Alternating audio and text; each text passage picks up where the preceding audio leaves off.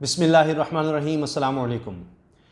मुस्लिम league नून टूट फूट का शिकार होती चली जा रही है और आने वाले दिनों में आप इस हवाले से बड़ी पेशरफ्त देख लेंगे।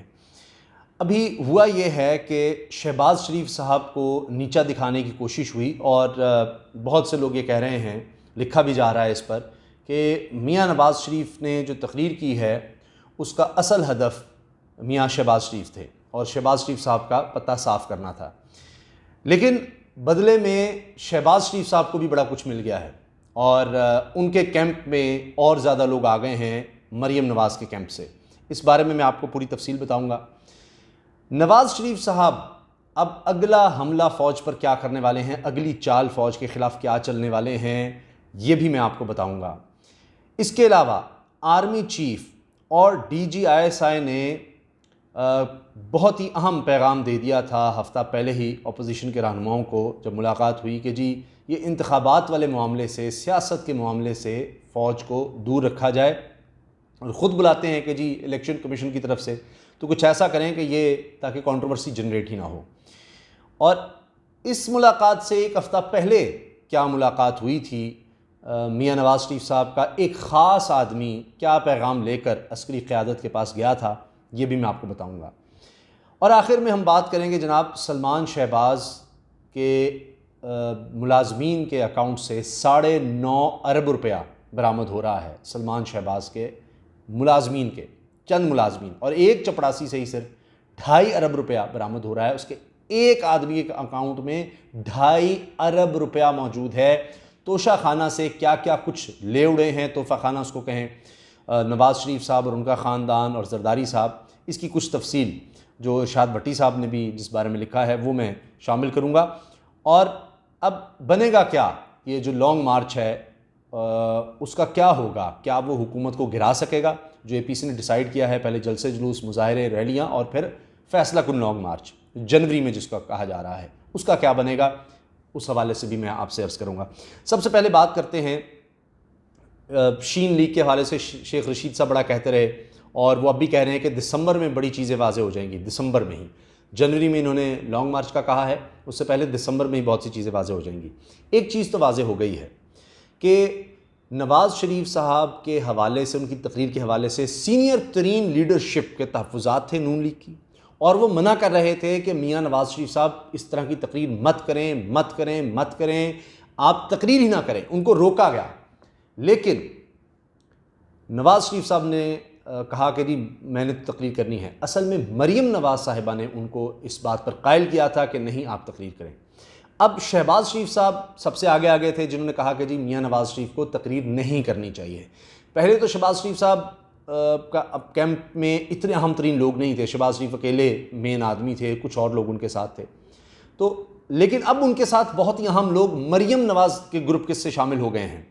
शाहिद खान अब्बासी कहते रहे नवाज़ शरीफ को तकरीर नहीं करनी चाहिए, वो भी अब शहबाज शरीफ के साथ हम आवाज़ हो चुके हैं। अच्छा, और सीनियर लीडरशिप में एहसन इकबाल साहब थे। एहसन इकबाल कह रहे थे कि मियाँ नवाज़ शरीफ को APC में तकरीर नहीं करनी चाहिए, नहीं करनी चाहिए। अयाज सादिक, साबिक स्पीकर कौमी असम्बली, वो भी कहते रहे कि मियाँ नवाज़ शरीफ को तकरीर नहीं करनी चाहिए। इसके अलावा और भी लीडरशिप थी। तो अब देखिए शहबाज शरीफ के कैंप में कौन कौन जा चुका है। शाहिद खान अब्बासी, एहसन इकबाल और अयाज सादिक, ये चीज़ें छप भी नहीं हैं। राना सनाउल्लाह के बारे में भी ये कहा जा रहा है कि अब वो भी मरीम नवाज़ का कैंप छोड़कर शहबाज कैंप में चले गए हैं कि भाई मियाँ साहब तो बाहर आराम से बैठे रहेंगे और उन्होंने तो आना नहीं, तो हम यहाँ भुगतें सारा कुछ। और ये तो मियाँ नवाज़ शरीफ ने खुद कुछ हमला कर दिया है नून लीग पर, अपनी ही पार्टी को जो यहाँ रह गए उनको तबाह करने के लिए उन्होंने इस तरह की तकरीर कर दी है। अब असल में पहले जो ये तकरीर जब शहबाज शरीफ ने मना कर दिया, नवाज़ शरीफ ने ये किया कि ये शहबाज शरीफ जो मिलकर आए हैं, शहबाज शरीफ के साथ थे ख्वाजा आसिफ और एहसन इकबाल, जो मिलिट्री लीडरशिप से यानी आर्मी चीफ़ और DGISI से मिलकर आए हैं, और बिलावल भुट्टो थे और शहरीन रहमान थी पीपल्स पार्टी की तरफ से, फजल रहमान साहब के बेटे थे, इस तरह दीगर लोग थे।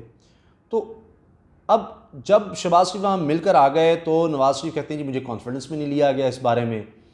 तो अब उससे पहले नवाज़ शरीफ का एक आदमी मिलकर आया था अस्करी क़यादत से, तो अब शहबाज शरीफ चले गए और पूरी और भी पार्टियाँ थी तो क्या हर्ज है। लेकिन बहरहाल अब नवाज़ शरीफ ने यह हमला किया कि ऐसी तकरीर करता हूँ कि शहबाज शरीफ का पत्ता ही साफ़ हो जाए और कोई वो रिकन्सिलेशन का या ऐसा कोई मामला ही ना रहे।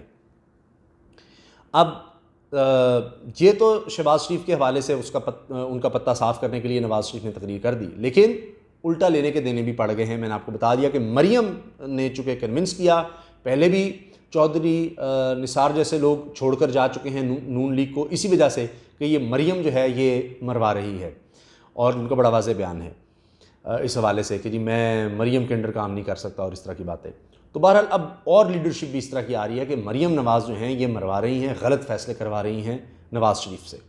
तो लिहाजा अब शहबाज शरीफ का कैंप इसलिए मजबूत हो गया, बड़ी अहम शख्सियात उसमें आ गई हैं। और मरियम नवाज़ पहले नहीं जा रही थी APC में, ये नवाज़ शरीफ साहब ने कहा जी नहीं मरियम को लेकर जाना है। उसमें परवेज़ रशीद का भी नाम आ गया, परवेज़ रशीद साहब के साथ डॉन लीग्स जुड़ा हुआ है, तो बहरहाल उनको भी जनाब फिर वफ्त में शामिल किया गया, इन लोगों को भी। अच्छा, अब देखिए कि नवाज़ शरीफ का अगला हमला फ़ौज पर क्या है। नवाज़ शरीफ ने जो आर्मी चीफ़ और DGISI से ये जो मुलाकात हुई अपोजिशन की, जिसमें अपोजिशन के रहनुमा थे, तो उसमें एक तो इन्होंने शिकायत लगाई नैब की कि जी नैब जो है बड़ा कुछ कर रहा है। तो आर्मी चीफ़ ने वाज़े कर दिया कि जी आपका बनाया उदारा है, हमारा उससे क्या लेना देना है, हम क्या करें। और बल्कि इन्होंने कहा जी हमें इंतखाबात से आप दूर रखें। हर दफ़ा इंतखाबात में बुला लेते हैं जी फ़ौज होगी तो शफाफ इलेक्शन होंगे, बड़ा ख़तरा है ख़ास तौर पर कराची में, आपको पता ही है। और मुख्तलिफ हसास, इतने ज़्यादा पोलिंग स्टेशन हसास थे। फिर इलेक्शन कमीशन की तरफ से कहा गया कि जी वहाँ पर फ़ौज होनी चाहिए। आपने फ़ौज को ख़ुद बुलाया और अब आप हमें बदनाम करने की कोशिश करते हैं इस मामले पे, तो लिहाजा आइंदा आप हमें बुलाएं ना इस काम में। लेकिन बहरहाल फिर भी यह है कि जहाँ भी फ़ौज की ज़रूरत होगी सिविलियन क़यादत बुलाएगी, आइन और कानून के तहत हमें आना होगा। बाकी हमें कोई शौक़ नहीं, आप हमें बुलाई ना। अब नैब की शिकायतें लगती रहीं, उसमें तो आर्मी चीफ़ ने बता दिया। असल ये था कि अपने मुकदमात जो हैं किस तरह से हम बचा सकें, आर्मी चीफ़ के कोई दबाव डाल दें नैब पर। उन्होंने साफ इस बारे में कह दिया हमारा इससे क्या लेना देना। अब इस मुलाकात से एक हफ़्ता पहले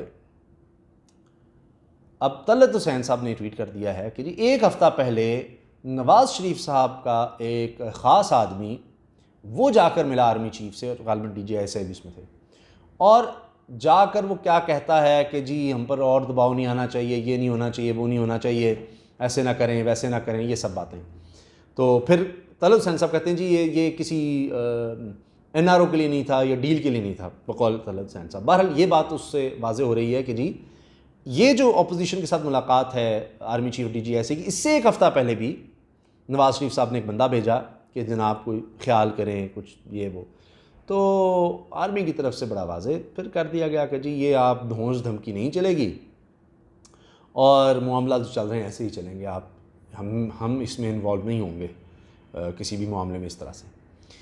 तो अब उसके बाद लगता है कि अगर ये तलत साहब की खबर दुरुस्त है कि फिर नवाज़ शरीफ मायूस हो गए और उन्होंने अब फिर फ़ौज को ही निशाना बनाना शुरू कर दिया है। अब मैं आ जाता हूँ एक और अहम मामले की तरफ। पहले सलमान शहबाज का मैं आपको कुछ बता दूं कि सलमान शहबाज के चपड़ासी के अकाउंट से ही 2.3 अरब रुपए मिल रहे हैं। ये अब साबिक़ वज़ीर आला पंजाब मियाँ शहबाज शरीफ साहब के छोटे बेटे हैं, और कुल मुलाजमीन के बैंक अकाउंट से जो अब तक मिल सके हैं, पता चल सके हैं, वो हैं 9.5 अरब रुपया। अब ये मुलाजमीन रमज़ान शुगर मिल और अल अरबिया शुगर मिल में काम करते हैं। बाकी पता नहीं मुलाजमीन के नाम क्या कुछ है।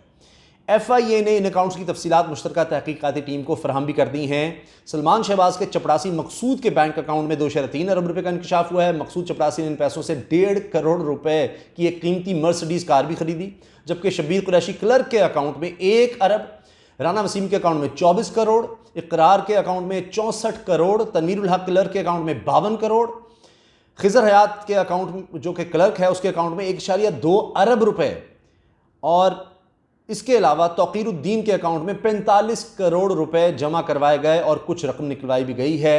अब आप अंदाज़ा लगाएं कि ये FIA के बैंकिंग क्राइम सर्कल लाहौर ने इन खुफिया बैंक अकाउंट्स का सुराग लगाया है और मालूमात मुश्तरका तहकीकाती टीम के हवाले भी कर दी हैं, और इस सिलसिले में FIA के बैंकिंग क्राइम सर्कल ने तहकीकात का दायरा मज़ीद बढ़ा दिया है और तमाम बैंकों से इन मुलाजमीन के नाम पर खुफिया के जो इस वक्त अकाउंट हैं उनकी तफसीलात भी तलब कर ली हैं, जबकि इसी केस में security exchange commission of Pakistan SCCP से मुलाजमीन के नाम पर कंपनियों की तफसीलात भी तलब कर ली गई हैं। तो अब आप अंदाज़ा लगा लें ये एक एक के नाम पर क्या कुछ है और क्या क्या चीज़ें सामने आएंगी। अब मैं इरशाद भट्टी साहब का जिक्र कर दूँ, वो लिखते हैं कि जनाब ये तोशा खाना या तोहफ़ा खाना अब जो है ये एक बनाया गया है कि अपने हुक्मरानों को बाहर के सरबराहों से जो तोहफ़े मिलते हैं वो यहाँ जमा करवाए जाते हैं, क्योंकि ये सरकारी सतह पर इनको मिलते हैं, क्योंकि वो उस वक्त सदर वज़ीर आज़म या ऐसे आला अहदों पर होते हैं, तो इस वजह से उनको दिया जाता है, कुछ ज़ाती ताल्लुकात पर नहीं, तो वो जाने चाहिए सरकारी ख़जाने में, तो उसको तोहफ़ा खाना या तोशा खाना कहा जाता है। लेकिन इन्होंने किया क्या है, हुक्मरानों ने, हरीस हुक्मरानों ने, इन्होंने अपना एक कानून बना रखा है कि इन तोहफ़ों को औने पौने दामों ख़रीदा जा सकता है। अब इसमें किया जाता है वारदात कि ब्यूरोक्रेट के थ्रू उसकी रकम मुकर्रर की जाती है, यानी अगर 10 लाख का है तो ब्यूरोक्रेट कह देगा जी ये लाख रुपए की इसकी कीमत है मार्केट में, और फिर उसका भी कुछ फ़ीसद अदा करके वो 5,000 में वो चीज़ ख़रीद के सब घर ले गए। अब इसमें इन्होंने बुनियानें, जराबें, कुछ नहीं छोड़ा। मिसाल सुन लें आप, चंद मिसालें। नवाज़ शरीफ से शुरू किया है उन्होंने। 1997 में नवाज़ शरीफ तुर्कमानिस्तानी वफ्द का दिया 4 बाय 2 फुट साइज़ का कारपेट 50 रुपये अदा करके घर ले गए, 50 रुपये में। 1997 में कतर के वली अहद का दिया ब्रीफ केस नवाज शरीफ 875 रुपये में घर ले गए। 1999 में सऊदी से मिलने वाली 42.5 लाख की मर्सिडीज़ गाड़ी मियाँ साहब 6,36,000 में ले उड़े। 1999 सऊदी हुकूमत की दी गए की तरफ से 1,05,000 की राइफल मियाँ साहब 14,500 में घर ले गए। 1,05,000 की राइफल, और ये असल कीमत से बहुत कम कीमत थी 1,05,000 भी, लेकिन उस पर भी इन्होंने कम पैसे देकर ले गए। नवाज़ शरीफ, कुलसूम नवाज़, मरीम नवाज़ को 3 कीमती घड़ियाँ तोहफे में दी गई। नवाज़ शरीफ, कुलसूम नवाज़ की घड़ियाँ तो तोशाखाना में जमा करवा दी गई, मगर मरीम नवाज़ तोहफे में मिलने वाली 3 लाख की घड़ी 45,000 में ले गई।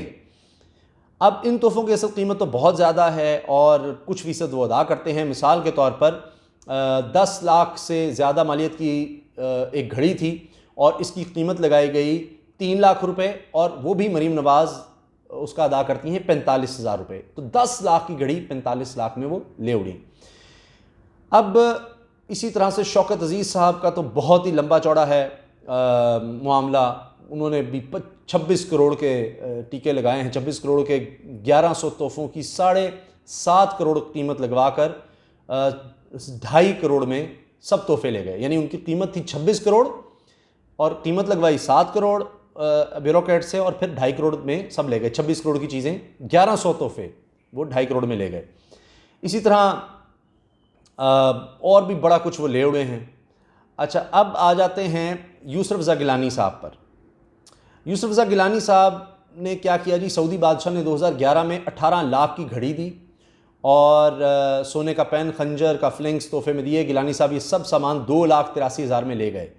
18 लाख से की तो घड़ी थी सिर्फ, और या 18 लाख की घड़ी के अलावा ये सब चीज़ें, तो अब आप अंदाज़ा लगाएं कि 18 लाख का सामान वो 2.5 लाख में ले गए। अच्छा, उनकी अहलिया 22 लाख का ज्वेलरी सेट 3 लाख में घर ले गई, 22 लाख का। आसिफ जरदारी, 2009 में सदर जरदारी को मोहम्मद क़ज़ाफ़ी ने 2 करोड़ 73 लाख की BMW गाड़ी तोहफे में दी। जरदारी साहब 41 लाख में ये गाड़ी ले उड़े। 2 करोड़ 73 लाख की गाड़ी जनाब 41 लाख में ले गए। 2009 में UAE के वली अहद की तरफ से तोहफे में मिलने वाली 11.25 करोड़ की लेक्सस गाड़ी, 11.25 करोड़ की लेक्सस गाड़ी 1 करोड़ 61 लाख में ले उड़े। 10% भी नहीं देते ये लोग, और 3 गाड़ियों में ही 11 करोड़ बचाए उन्होंने। अंदाज़ा लगाएं। परवेज़ मुशर्रफ साहब, वो भी 3.25 करोड़ के तोहफे 55 लाख में घर ले गए।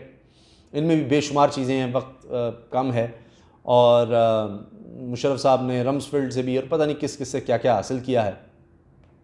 तो जनाब अर्ज़ ये है कि ये है तोशा खाना का भी मामला। तो ये इस तरह के मामलात होते हैं, वो नैब में जाते हैं और फिर आला क़यादत से मुलाकात करके, फ़ौजी अस्करी क़यादत से कहा जाता है जी नैब हमारे पीछे चढ़ा हुआ है, इसको ज़रा मना करें।